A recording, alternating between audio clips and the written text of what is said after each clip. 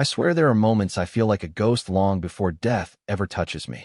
Not in the poetic, tragic sense, more like I'm already fading while sitting at my own kitchen table. I exist, technically. I breathe. I eat.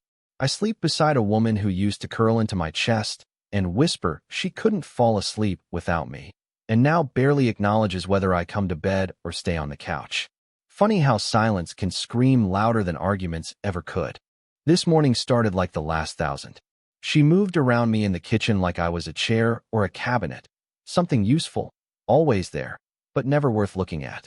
She brushed past me, not touching me, not even by accident. Used to be that if her hip even grazed mine, she'd blush and bite her lip. Now it's choreography. Polite avoidance.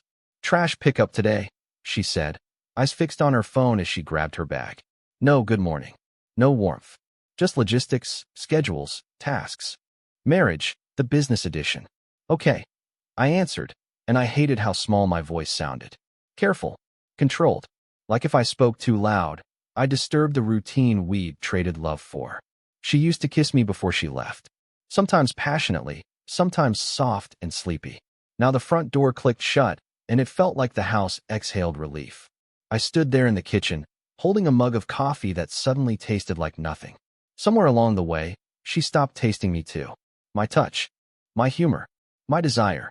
I don't even remember the last time we had sex. And worse, I can't remember the last time she looked at me like I was a man she wanted, not a husband she had. I still catch moments, flashes of memory, where her hands roamed my back, her breath warm at my neck, her body pulling mine closer, hungry, needy. Now she walks around in her robe, hair damp from the shower, skin smelling like vanilla and heat, and I don't think she'd notice if I stared or didn't. I'm not starved for sex. I'm starved for being seen. For a smile meant for me. For a hand on my chest that wasn't checking a laundry tag. I cleaned the kitchen. Like always. Out of habit, not hope. On the fridge, a calendar full of appointments and reminders we barely speak about. Dentist. Groceries. Her book club. Her yoga nights. My only consistent entry. Take out trash. Once, I dreamed about building a life with her. Now I just maintain the one she prefers to pretend is fine. It's not fighting that kills love. It's quiet. Quiet so heavy it drains blood from the walls. When I got to work, I caught myself staring at my reflection in the office elevator doors. I wasn't always like this. I used to smile easily. I used to flirt, harmlessly, playfully. I used to laugh with her until we cried.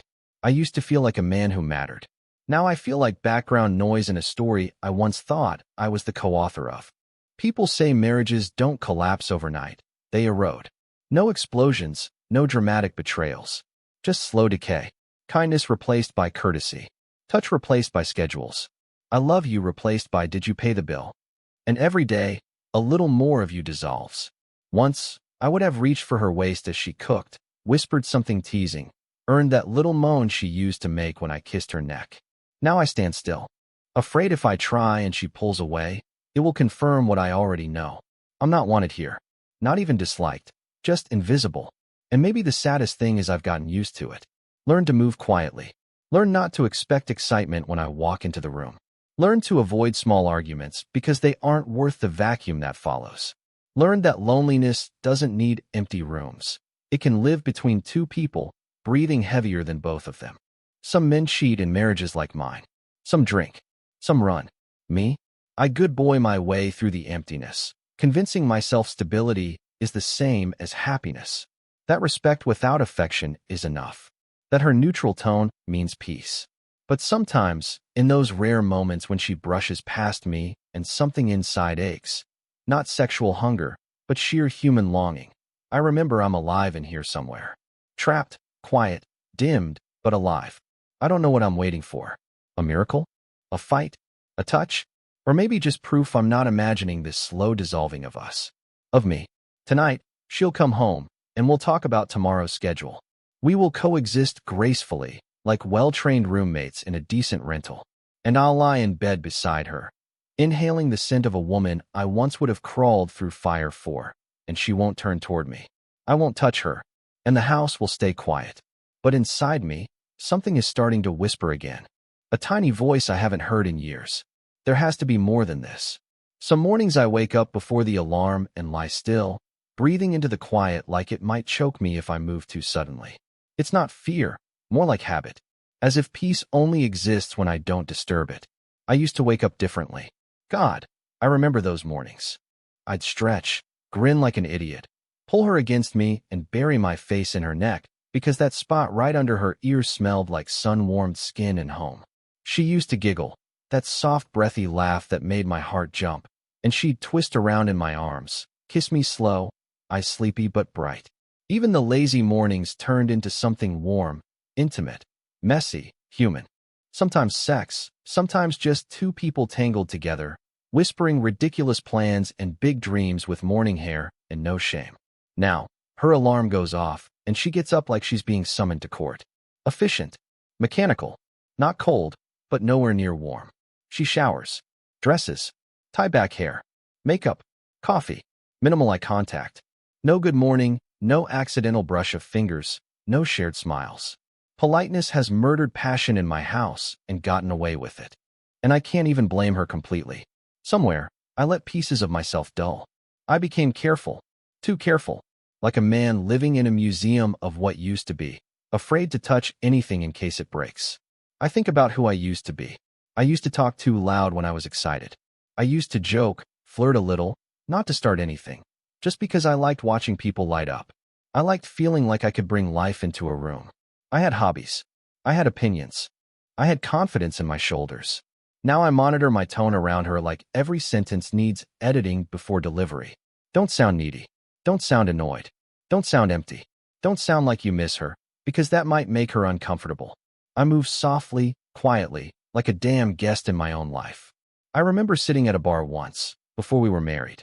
I was laughing with friends, arm around her waist, her fingers tracing the inside of my wrist. We were drunk on possibility. She looked at me like I was fire, warm, bright, inevitable. She told me later my energy made her feel alive, like she could do anything if I was in her corner. When did I stop being that man? When did I trade spark for safety, passion for predictability? And why did she stop needing the version of me she once loved so fiercely? People romanticize marriage as this endless bond, but it's also erosion, compromise, stability turning into stasis. I'm not naive, love evolves, lust cools. Real life settles like dust on a once shiny shelf, but it's supposed to evolve into something deep, comforting, intimate. Not silence so thick I can't breathe. Sometimes I think if I spoke honestly, if I said, I miss us, I miss you, I miss feeling like your husband, not your roommate, she'd look at me like I was overreacting. Or worse, like she didn't understand what I meant at all. We don't fight because fighting means impact. Conflict requires care. We just exist. Neutral. Civil, muted. Walking around each other with polite nods and carefully chosen tones like an invisible agreement holds everything together. No one mentions the absence of love, and no one gets hurt. There was a time I would have torn the world down to keep us connected. I planned surprises. I brought flowers without occasion. I cooked dinner, lit candles, played music. I used to press kisses to her shoulder when she was doing dishes, run my fingers down her spine, feel her lean back into me with that slow coiling hunger. Now when I pass behind her in the kitchen, she steps aside automatically, like she already predicted the path of my ghost body. And I let her. I participate in my own disappearance. I don't crave passion like some porn-drunk teenager. I don't even crave wild sex. Though Jesus, I miss being touched like I mattered. I crave kindness, attention, someone seeing my face and not just the tasks attached to it. I crave being known. There's a man inside me who hasn't died. He's just buried under routine and resignation. I feel him sometimes, clawing a little, whispering that I used to be alive. That happiness wasn't a story I imagined. That someone once looked at me and saw magic. Maybe that's the cruelest part, remembering. Because memories don't fade gently. They pierce. They flash. They remind you what you once had by showing you how empty your hands are now. Last night, while she scrolled on her phone beside me, I looked at her out of habit, not hope. Her face lit by the screen, not by me. I felt this tightness in my chest. Not anger, not jealousy. Grief. I miss us. I miss me. I turned off the bedside lamp and stared at the ceiling, silent, breathing slowly so I didn't disturb the quiet we've both mistaken for peace. And I thought, for the first time in a long time, Maybe I'm not broken. Maybe I'm just lost. And maybe I don't want to disappear anymore. Somewhere inside, a spark flickered, faint, fragile, but real. A reminder. I used to be alive. And God, I want to feel like that again. It started as a morning like any other. Bland toast, quiet kitchen, her eyes glued more to the coffee machine than to me. A soft bye from her, a soft see you from me, both spoken with the emotional investment of two coworkers passing in a hallway. But the air outside felt different. Or maybe I just finally noticed it again. Crisp, clean, awake. Like life was happening somewhere beyond the numb routine I'd settled into. I stopped at a cafe near work, not because I wanted coffee, but because I wanted to sit somewhere I didn't already feel erased. A little place with fogged windows and the smell of fresh pastries. Life in the air, not just caffeine. I sat at the counter. The steam hissed from the espresso machine. Mugs clinked. People chatted about trivial things like weekend plans or a new show they started.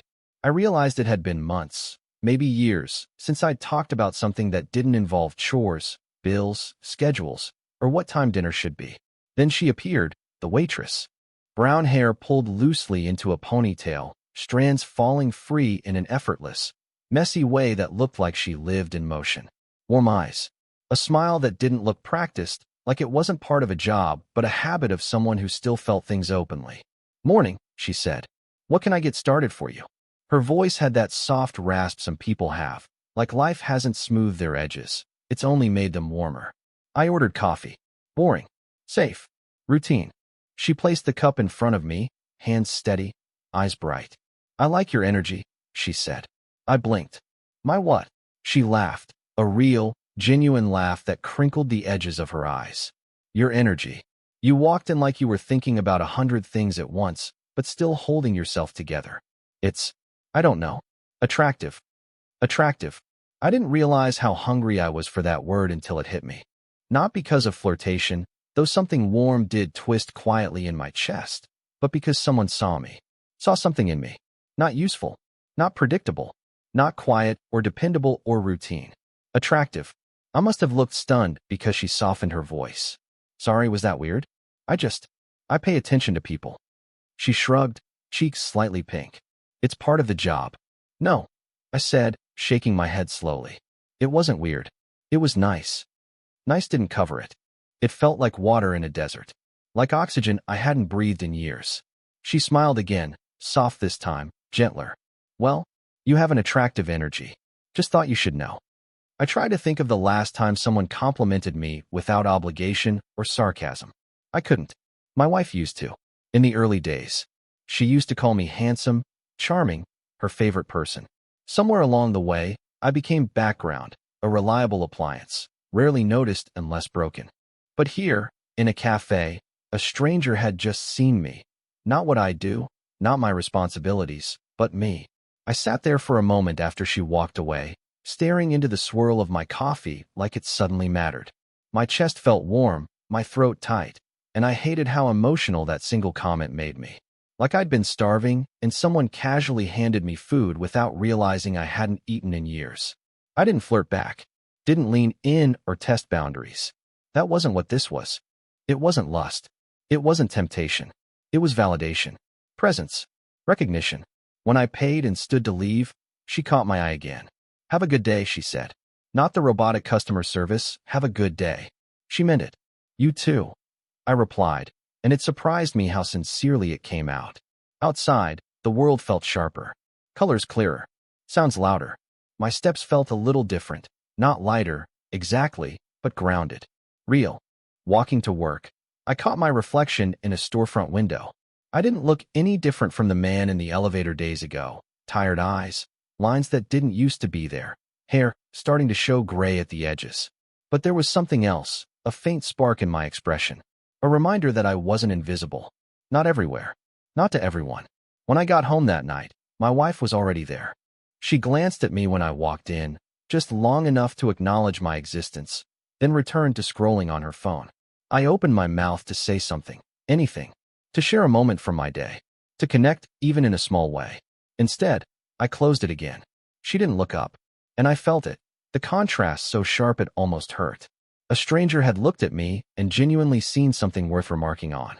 The woman I married barely looked long enough to see whether I was a ghost or a shadow. That night, lying in the darkness beside her, I didn't feel angry. Not yet. I just felt awake. And the quiet inside me wasn't numb this time. It was stirring, shifting, reaching for something I hadn't allowed myself to feel in too long. Hope, maybe. Or the first inhale after drowning for years. One sentence, one simple moment, had cracked something open in me. It wasn't desire for her. It was desire for myself. And now that I'd tasted it, I wasn't sure I could go back to being invisible again. The morning after the cafe, I stared at my razor like it was some relic from a past life. For months, shaving felt pointless. Who was I trying to impress? The office didn't care. My wife didn't notice. Most days I dragged the blade across my face just enough to not look like a man who'd given up, but not enough to look like someone who still tried. But today I did it slowly, deliberately. Hot water, fresh blade, steam curling from the mirror. I leaned closer, studying the face looking back at me. There were lines I didn't remember earning, shadows under my eyes, a quiet tiredness. But also shape, definition, a jawline beneath the fatigue. A man who could exist again if he wanted to. I shaved smooth, trimmed my hair, buttoned a shirt I hadn't worn in months. Not fancy, just not one of the stretched old ones I'd grown lazy with. The kind of shirt you put on when you still believe you deserve to feel good in your own skin. When I stepped into the living room, my wife glanced at me briefly. Not lingering, not curious, just a flicker of recognition that I physically existed in the room. "You're ready early," she said. I waited, foolishly, for something else. "You look nice." Or big day at work. Or even a raised eyebrow. Something. But she was already looking back at her laptop, tapping keys like she hadn't said anything at all. It shouldn't have hurt. I barely expected it, and still it landed like a dull weight in my chest. I wasn't doing it for her. I reminded myself. This wasn't a performance. This wasn't see me. Not anymore. This was remember me. On my break, I didn't scroll my phone like usual. I walked. Hands in pockets, wind on my face, body moving with purpose instead of routine. My steps felt different, not lighter, more grounded, like I suddenly occupied my space again. And like some stubborn tether, that compliment from the waitress looped around in my head. "You have an attractive energy." It wasn't her words. It was the truth they reminded me of. I used to walk with an energy. I used to feel. At lunch, I caught my reflection again in a glass door. For the first time in a long time, I didn't immediately look away. I straightened my posture. It felt strange at first, almost unnatural, like trying on someone else's body language. But there it was, the faintest glimpse of the man I used to be. Not handsome like some movie lead, not young like I once was, but solid, present, a man with a spine, not a shadow with shoulders. When work ended, I didn't rush home. I took the long way, not hiding, just not hurrying to a place where silence waited. On the sidewalk, a jogger passed me, and I nodded without thinking. She nodded back with a simple, friendly smile. Such a small thing, but it hit me like sunlight. I was still part of the world. I could still move inside it, not just around it. At home, I cooked dinner. Real dinner. Not survival food, not microwave something. The sound of chopping vegetables. The sizzle of olive oil. The warmth of a pan. It felt good. Grounding. When my wife came in, she glanced at the stove like it surprised her I was capable of more than existing in the background. "Oh," she said. "You cooked." Not gratitude. Not curiosity. Just acknowledgement. A statement about an object in the room. "I did," I replied, voice steady. Not eager for approval, not braced for indifference. Just a man answering a question that wasn't really a question. She nodded. "I ate already. Meeting ran late." Of course she had. And of course she didn't think to text. Months ago, maybe even weeks ago, that would have stung. Today, it floated right past me, weightless. "I'll put the leftovers away," I said calmly. She looked at me then. Actually looked. Maybe trying to read if I was upset. I wasn't. Not in that familiar tight chest, anxious way. Instead, the distance between us felt clear. Defined. Like stepping back from a painting and realizing it wasn't beautiful anymore. Just familiar. I ate alone at the table, and for once the loneliness didn't feel like abandonment. It felt like space. Breathing room. A quiet hollow that might someday be filled with something real again. Later, after she went to bed, I stood in the bathroom brushing my teeth. I leaned toward the mirror, studying my reflection again, foam in the corner of my mouth like a man caught mid-transformation. I saw tired eyes, but not dead ones. I saw age, but also presence. And beneath the mild exhaustion, there it was again, that flicker of something alive. Hope, confidence, maybe even a little quiet defiance. I didn't go back to the cafe that day, or the day after, not because I was afraid of her, but because I was nervous about me. Hope is a fragile animal when it first wakes up. It needs gentle handling. And right now, my reflection mattered more than her validation ever could. Before, I used to avoid mirrors because they reminded me of what I lost. Tonight, I looked into one and saw possibility. A man resurfacing. A man remembering he once had dreams, humor, confidence, a pulse. I didn't fix everything in a week. I didn't suddenly reclaim my life with one compliment. But I felt the shift. Not for the waitress. Not to provoke my wife. But because something inside me whispered, steady and quiet, you deserve to feel good again. And for the first time in a very long time, I believed it. It started small, like most shifts do.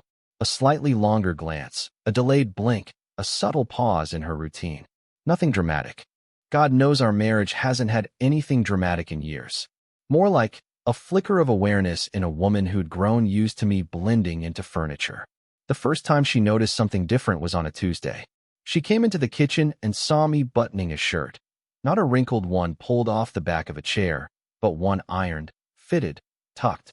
She frowned a little. "Big meeting?" she asked. "No," I said simply. Her eyebrows lifted, almost imperceptibly. Confusion baked with caution. Not quite jealousy, just surprise that I had a reason to care about how I looked that didn't involve her. She didn't comment further, but she watched me longer than usual before turning back to the fridge. Later that evening, while she scrolled in silence next to me on the couch, she asked, "You've been leaving earlier lately?" There was no warmth in the question, no curiosity wrapped in affection. It was surveillance disguised as conversation.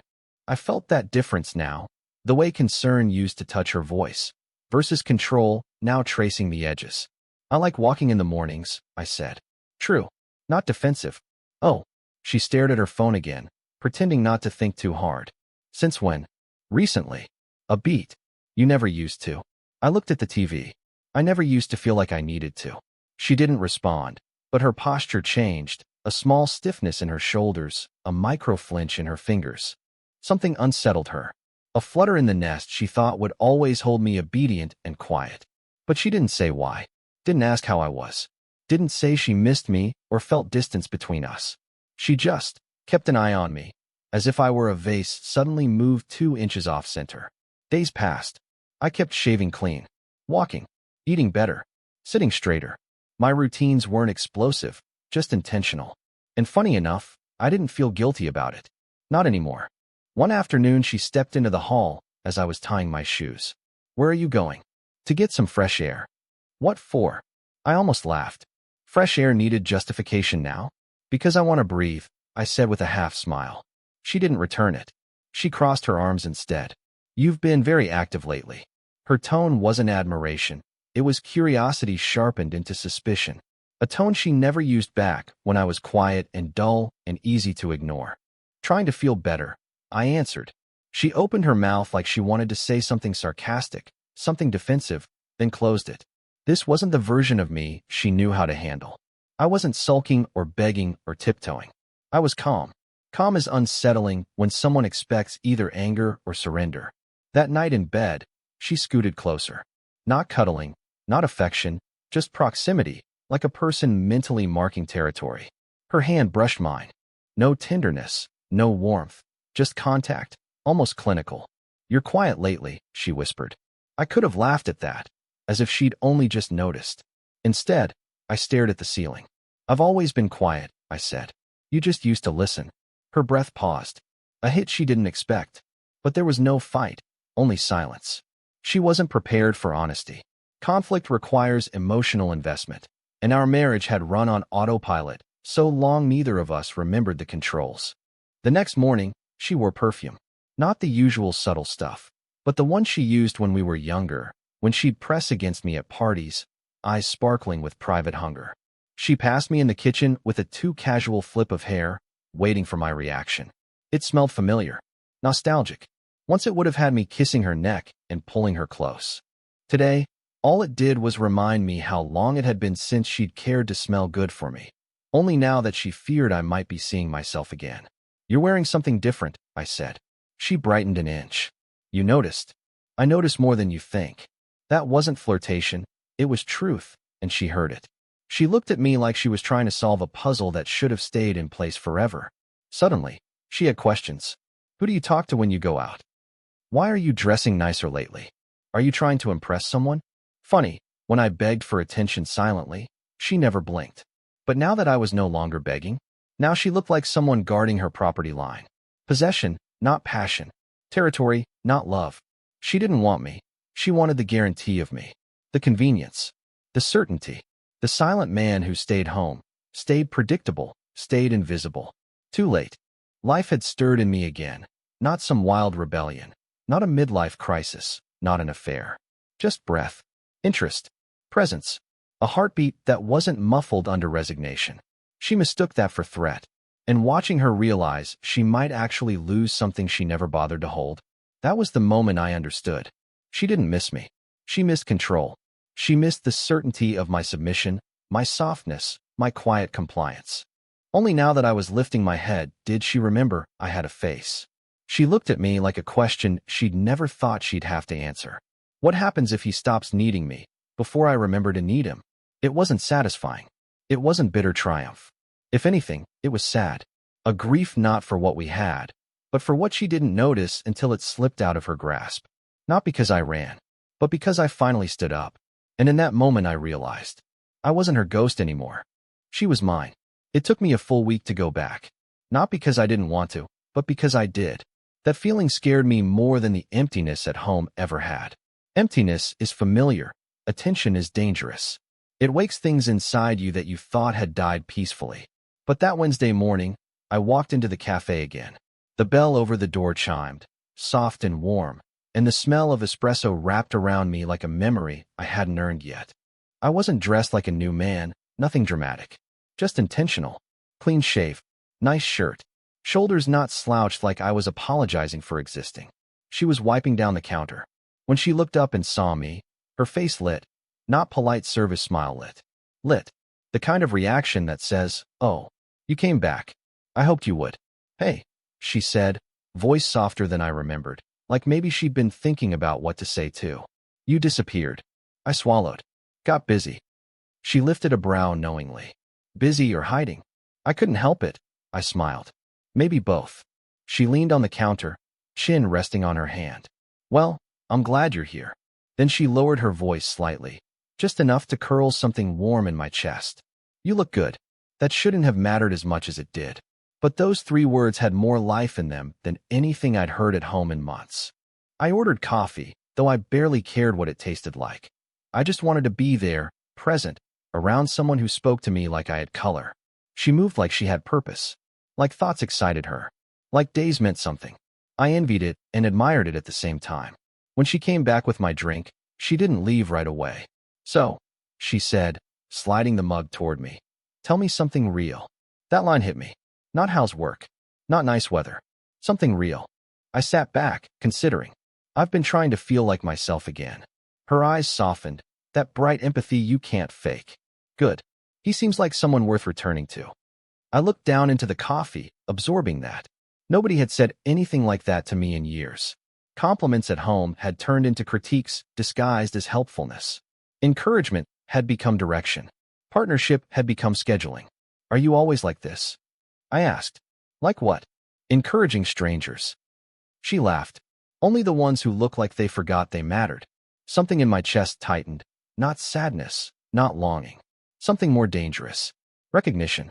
She told me she was studying psychology, working her way through school, dreaming of one day opening a small cafe of her own.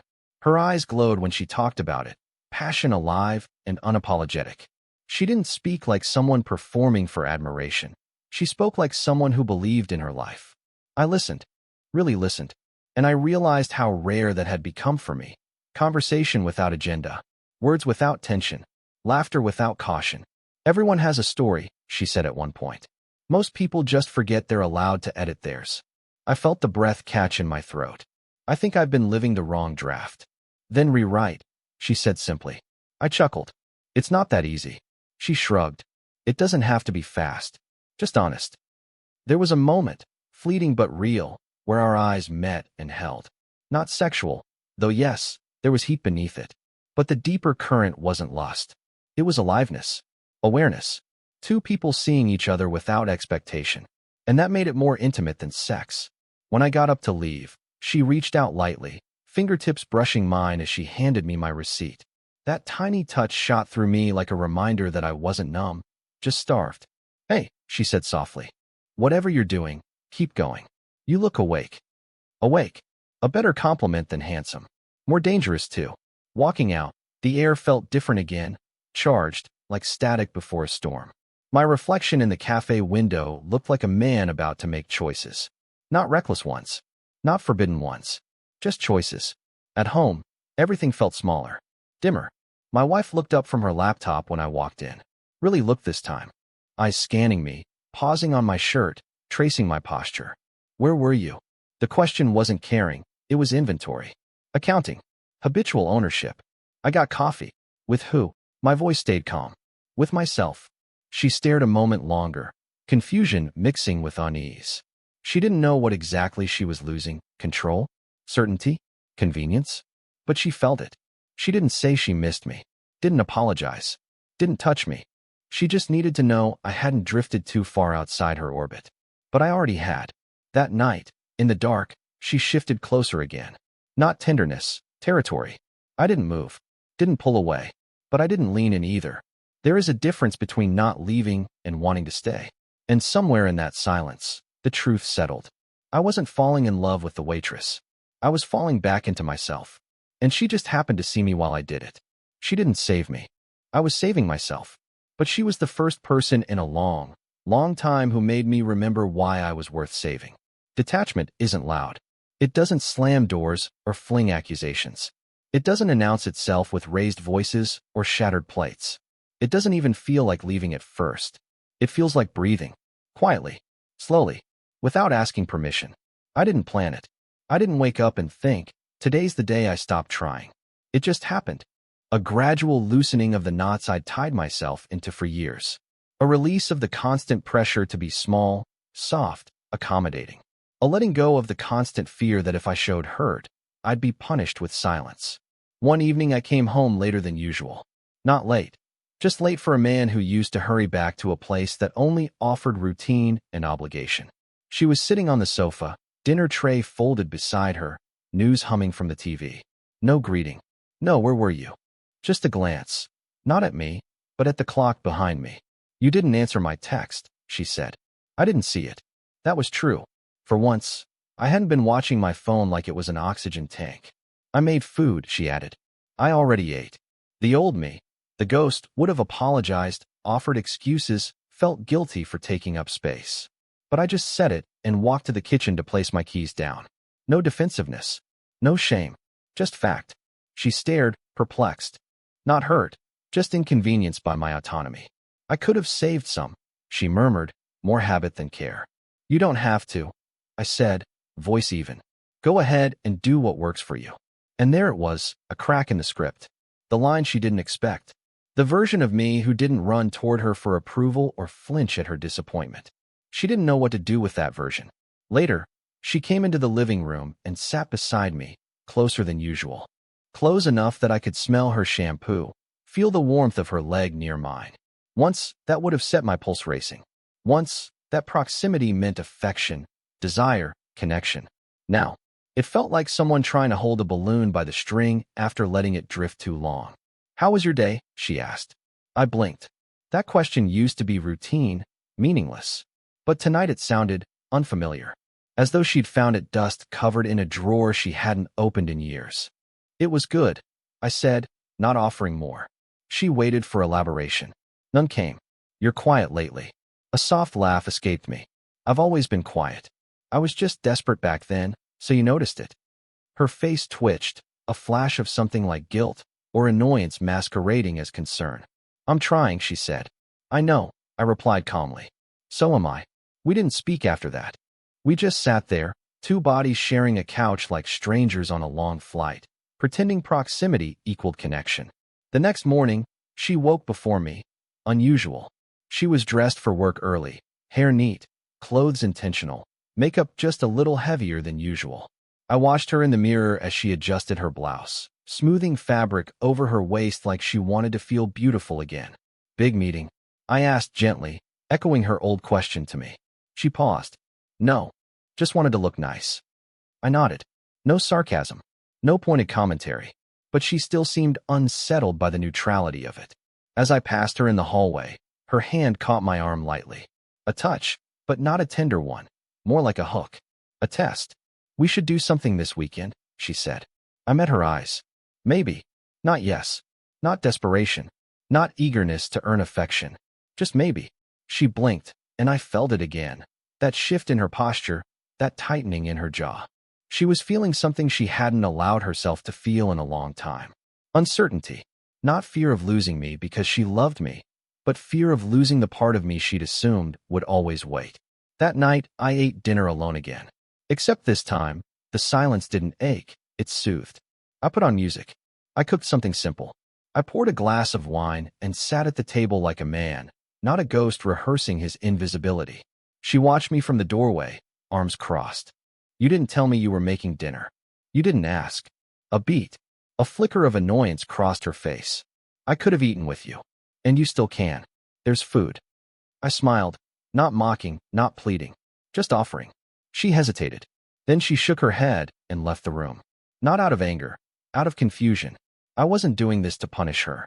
I was doing it because I wasn't starving anymore. Later that night, as we lay in bed, she whispered, "Are you unhappy?" I stared at the ceiling. The truth was simple, so I didn't dress it up. I've been unhappy for a long time. Her breath caught. Not dramatically, quietly, like someone hearing a diagnosis they suspected but never wanted confirmed. Why didn't you tell me? I turned my head, met her eyes in the dark. I did. You just didn't hear me. She didn't argue, didn't defend, didn't apologize. She just went still, stiff and silent, like someone who realized the house was on fire long after the smoke alarm stopped working. I rolled onto my side, away from her, but not in cruelty. Just distance. Honest, quiet distance. And for the first time in our bed in years, I fell asleep without that familiar tightness in my chest, without trying to mold myself into a shape that fit her comfort, without hoping for a touch that wouldn't come. I didn't stop loving her that night. I just stopped chasing her, stopped chasing attention that didn't want to land on me, stopped handing my worth over like something that needed her signature. People think detachment is cold. It isn't. It's warm, gentle even. A slow thaw after years of being frozen stiff. A body remembering blood. A voice remembering its volume. She wasn't the enemy. She just wasn't my oxygen anymore. And I realized my life didn't need to revolve around being chosen. I could choose myself. Quietly. Peacefully. Without apology. I didn't plan it. That's what I keep telling myself. I didn't wake up and decide tonight. I'm going to meet her after her shift. Life just nudged me. A long day, a longer silence at home, and the knowledge that I wanted to sit somewhere I felt human. The cafe was nearly empty when I walked in. Soft jazz played, chairs stacked on tables, the warm glow of closing time wrapping the place in something intimate. She was wiping down the espresso machine when she looked up and saw me, and I swear, the whole room shifted just a little. "You came late," she said, smiling like she'd been waiting but would pretend she hadn't. "Long day," I replied. "You want something? I can sneak one more cup." I shook my head. "Actually, I just wanted to see you." She didn't blush like some flattered schoolgirl. She held my gaze, steady, curious, warm. "I'm almost off. Give me 5 minutes?" 5 minutes. I could have waited 5 hours. When she finally untied her apron and grabbed her coat, we stepped outside into a night that felt cooler, clearer. The street was quiet, city lights humming, the world unhurried for once. We started walking without direction, like we both knew the point wasn't the destination but the company. "So," she said, stuffing her hands in her jacket pockets, "tell me something true." I laughed softly. "You really don't like small talk, do you?" "Nope. Life's short. People waste it saying nothing real." She glanced at me. "So? Truth. Go." I exhaled slowly. I've been married a long time. And I forgot what it feels like to be seen. She didn't look shocked or scandalized. Just thoughtful, a crease forming between her brows. That's a lonely place to live, she murmured. It is. And yet, she teased gently, you're here. I'm not here to escape her, I said quickly. I'm here because talking to you reminds me I exist. She nodded. No judgment. No self-congratulation. Just understanding. Sometimes someone shows up right when you start waking up again. Doesn't mean they're the reason. Just means they noticed first. I stopped walking. Her words hit deeper than she knew. That's exactly it. She shrugged lightly. I notice people. It's a blessing and a curse. We walked again. At one point our hands brushed. Neither of us flinched, but neither grabbed hold either. Electricity, but quiet, like a current running under the surface rather than lightning striking. You ever thought about leaving? She asked softly. I considered the question. Not until recently. I always believed loyalty meant staying. But now I wonder if loyalty also means being loyal to yourself. She looked at me like I'd said something sacred. Then, do you still love her? Love. God. That question sat heavy. I love who we used to be. I don't know if that's the same thing. Fair, she whispered. We passed a closed bookstore. A cat sat in the window, curled up on a stack of novels. She stopped to look at it, smiling softly.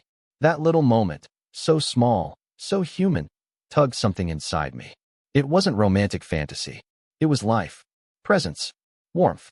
Tell me a dream, she said suddenly. I blinked. A dream? Yeah. Don't say world peace or win the lottery. Something real. Something you forgot you wanted. I inhaled.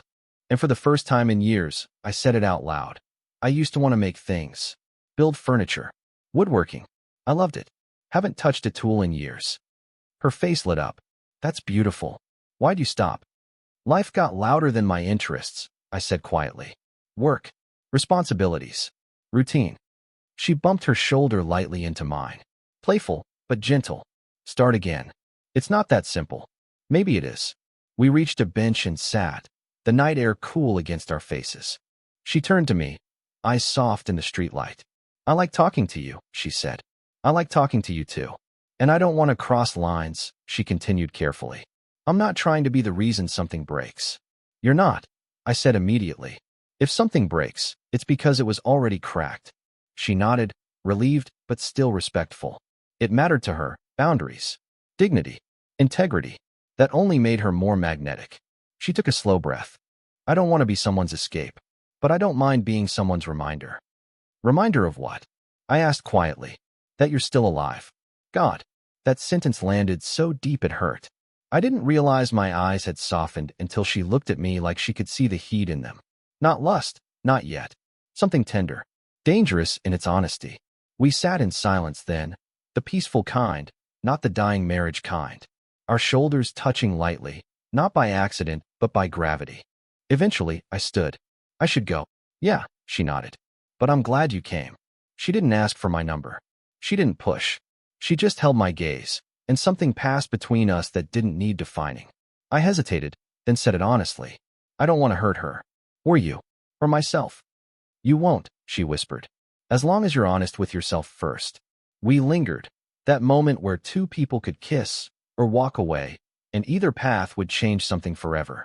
I stepped back. Not because I didn't want to move forward, but because I wasn't running this time. Good night, I said. Good night, she echoed, voice warm. On the drive home, I didn't feel guilt. I felt clarity. This wasn't cheating. This was breathing. This was remembering. This was the beginning of truth, not betrayal. For the first time in years, I didn't feel trapped in my life.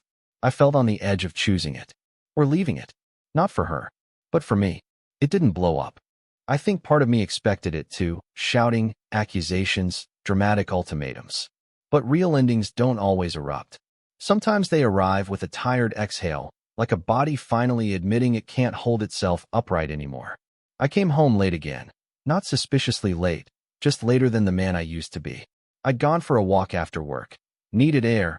Needed to hear my own thoughts without the muffling walls of our living room swallowing them whole. She was waiting at the kitchen island, arms crossed, jaw tight. Not worried. Not scared. Possessive. Alert. Territorial.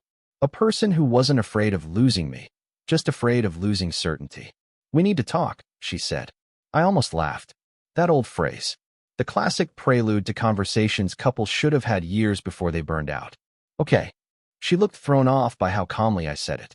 I sat. She stood. That was fitting. We hadn't sat eye level to each other emotionally in months. You've been distant, she began. I've been quiet, I corrected. There's a difference. You're not here anymore. Her voice cracked, not from heartbreak, but from panic that I wasn't reacting the way she expected. You shut down. I didn't shut down, I said gently. I stopped begging. Silence stretched. She blinked slowly, like my words were landing second by second, heavier each time. You're changing, she said, almost accusing. I'm waking up, I whispered. She inhaled sharply. For a moment, vulnerability flashed across her face, so quick I almost missed it. Is there someone else? Not a gentle question. Not fear of betrayal. A threat veiled as concern. There's me, I said simply. I found myself again. That's not what I asked. I know. Her eyes narrowed. Are you cheating? No. Are you thinking about it? I held her gaze. I'm thinking about being happy. That landed harder than any confession would have. She wrapped her arms around herself, defensive, wounded in pride more than heart. Why didn't you say you were unhappy? I exhaled, a tired, soft sound. I did. Many times. In silence. In patience. In waiting. In reaching out and getting nothing back. You never said it out loud. I nodded slowly. Yeah, that's true. But marriage isn't supposed to require subtitles. You don't ignore a starving person because they didn't explicitly say the word hunger. Her lips trembled, but not from sorrow. From anger, ego, frustration, the realization that neglect has consequences. That silence isn't loyalty, it's erosion. We can fix this, she said suddenly, like she wanted to snatch the words out of the air before they fully escaped her mouth. We tried fixing it by pretending nothing was wrong. I replied. That didn't work. What do you want from me? She snapped, voice sharp. I shook my head. It's not about wanting something from you. It's about wanting something for myself. A beat of stillness. Heavy. Suffocating. Final. I don't want to be invisible anymore, I said. She stared at me, breath shallow, pulse visible in her neck. Not because she was losing love, but control. Security. Familiarity. So what? She whispered. You're leaving? I need space, I said softly. I need to breathe. To find myself fully, not halfway. Her nostrils flared. So you're walking out. I'm walking towards something. That's different. She turned away, shoulders stiff. How long have you been planning this? I haven't planned anything, I said honestly. I just finally realized staying isn't loyalty anymore. It's surrender. Her hands clenched. And you're not a quitter? No, I murmured. I just refused to keep drowning quietly. There was no shouting. No thrown objects. No dramatic collapse. Just two people standing in the ruins they built carefully, brick by brick, with years of polite indifference and unspoken need. I packed a bag. Not much, a few clothes, essentials, nothing that felt like tearing a life apart. She followed me down the hallway, eyes glossy but unbroken. Not a woman grieving love, but a woman shocked that someone chose himself before she chose him. At the door, she asked, voice trembling, "Is it because of her?" I turned, met her gaze honestly. No, it's because of me. And that was true. Entirely, painfully true. She didn't ask me to stay. She didn't cry. She didn't touch me. She just stared like someone realizing the lock on a door was only imaginary all this time. I walked out, the door clicking softly behind me. Not a slam, but a sigh. Outside, the night air felt different than it ever had leaving our home. It didn't feel cold. It felt wide, open, like oxygen in my lungs finally reached places it hadn't touched in years. I didn't call the waitress. I didn't need to.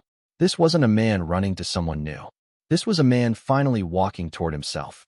And for the first time in so long I could hardly remember, I felt something warm spread through me. Freedom. Not reckless freedom. Not lonely freedom. Hope-shaped freedom. I whispered to no one, to everyone, to the night itself. I'm not disappearing anymore. And the silence, for once, felt like peace, not punishment. I didn't rush to her. Maybe that's the part I'm proudest of. I didn't leave one life to sprint into another. I didn't cling to her like a lifeline. I didn't collapse into her arms expecting rescue. I sat alone first, in a small rented loft with bare walls and old wood floors that creaked like they'd seen other men resurrect themselves. There were 3 plates. 1 fork, A mattress on the floor and a lamp sitting on a cardboard box. Minimalism by accident. Newness by choice. And quiet. Not the dead quiet of my marriage, but stillness. Breathable stillness. A quiet with possibility instead of fear. A quiet where I wasn't shrinking. A quiet that didn't punish me. It healed me. I bought groceries. Cooked simple meals. Walked in the evenings with no destination. Sometimes I sat on the floor with a notebook and wrote things I hadn't let myself say out loud. Who am I when no one needs me to disappear? What excites me? What I want to build? What do I want to feel? And then, when I was sure I left for myself, not for an idea of her, I texted. Me, hey. Her, hey. How are you? Me, free. It feels strange. Good, but strange. Her, I'm proud of you. She didn't ask if I left for her. She didn't take credit. She didn't say, come here, let me fix you. She just said she was proud. We met at the cafe after her shift again, but it felt different this time. Not secretive, not dangerous, not like stolen oxygen. More like stepping into sunlight after months underground. She stood by the counter, wiping it down out of habit, and when she saw me, her smile softened instead of widened. It wasn't excitement, it was relief. You look lighter, she said. I feel lighter.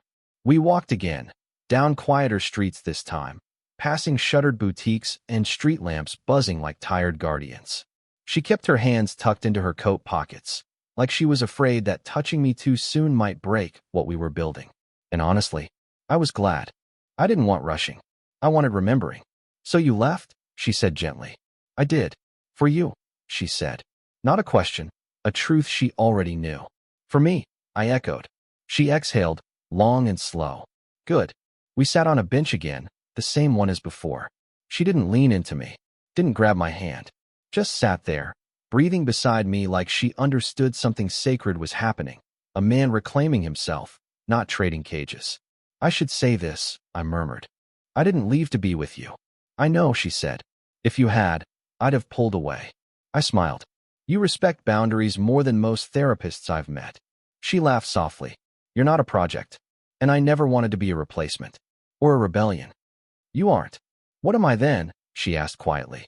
I turned and really looked at her, at the softness in her expression, the steadiness in her gaze, the warmth that felt less like temptation and more like sanctuary. You're someone I'm grateful to have met while finding my way back, I said. And if we build something, I want it to come from choice, not escape. Her lips curved slowly, not delighted, but moved. Then we'll build slow. She reached into her pocket and handed me something. A folded napkin with scribbled handwriting on it. What's this? A quote, she said, cheeks warming. One of my favorites. I unfolded it. You didn't fall in love with me. You woke up next to yourself, and I happened to be standing there. My throat tightened. She wasn't romanticizing me. She wasn't claiming destiny. She was acknowledging growth, the kind earned through bruises, not kisses. Can I tell you something honest? She asked. Always. I do feel something. For you. Not because you're lost. Because you're waking up. I nodded, heart thumping steady instead of frantic. I feel something too. She reached out, not for my hand, but for my sleeve. Just a light tug, fabric against fingertips. Then let's let it grow. Carefully. We stood and kept walking. At one point, our shoulders brushed and neither of us moved away. It wasn't a sexual spark, though underneath, there was warmth, promise, gravity. But mostly, it was human. Connection without urgency. She walked me back to my building.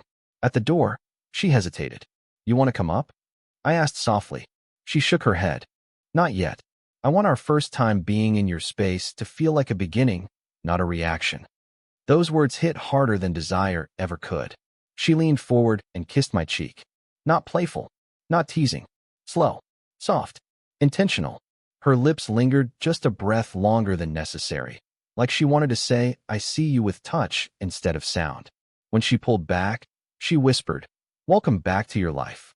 And then she walked away, leaving warmth on my skin and steadiness in my chest.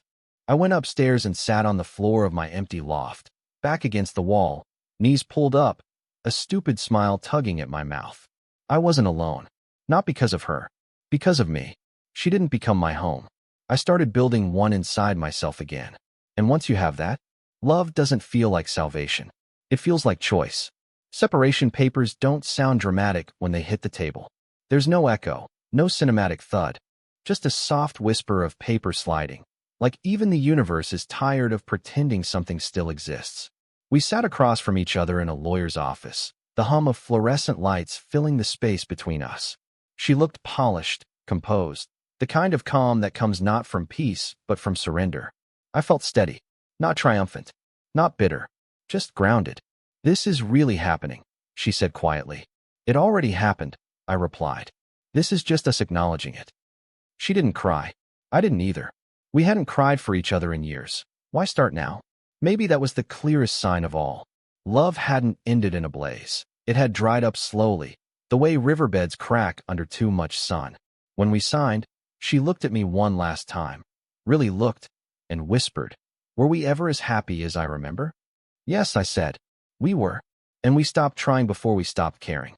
That truth didn't hurt either of us. It just settled, gentle and final, like dust finding its place. Outside, sunlight spilled over the street. Warm, honest, a new season in the air.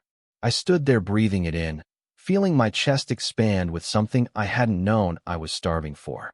Peace. Not relief. Not excitement. Peace. Weeks passed. Then months. The loft slowly filled, not with furniture first, but with life. A workbench in the corner. Wood shavings on the floor. Sandpaper, clamps, varnish. Hands stained again, not from stress or spreadsheets, but from creating something raw and real. The first time she visited, she ran her fingers along a stool I'd built, tracing the grain. "You made this?" "Yeah. It's beautiful," she said. "You can feel intention in it." Her presence didn't feel like escape anymore. It felt like invitation, to live, not to hide. We took things slow. No rushing into vows or declarations. We walked. We cooked. Sometimes she slept beside me, body warm against mine, her breath soft on my collarbone. And when we had sex for the first time, it wasn't frantic or fueled by rebellion. It was gentle, unhurried, two people meeting without the weight of filling old wounds. She touched me like she was learning, not claiming. I held her like I wasn't afraid anymore. And afterward, she laid on my chest, fingers softly tracing circles over my ribs. "You don't look like someone who escaped," she murmured. "I didn't escape," I said. "I chose." We didn't need to say more. One morning months later, bright spring light poured through her cafe windows, her cafe now. A rented space turned warm with plants, soft amber lights, mismatched wooden tables she insisted gave it personality. I had helped sand the counter. She chose the paint. We argued playfully about where to put the chalkboard menu. Eventually she won. She always did when it came to creative chaos.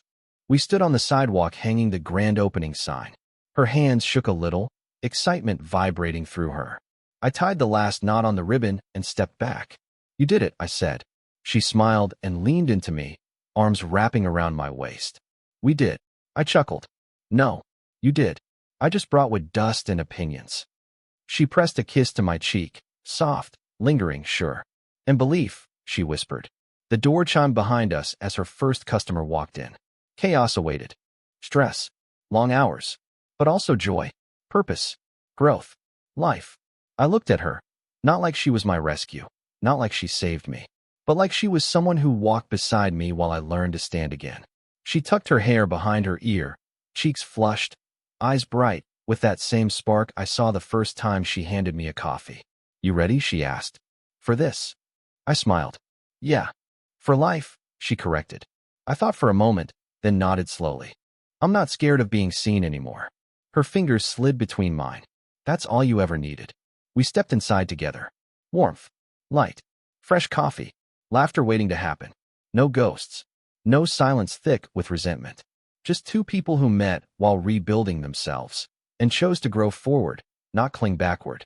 As she greeted her first customer, I leaned behind the counter to adjust the sign one last time. The morning sun hit her hair like gold. She turned to look at me, and in that small shared glance I felt it again. Not fireworks, not fantasy. Home. Not because she was my home, but because I had finally built one inside myself, and she was someone worthy to welcome into it. I wrapped an arm around her waist, and she rested her head briefly on my shoulder, breath warm against my neck. She didn't save me. I whispered to myself. I saved myself first. She just met the man I finally remembered I am. And that was enough.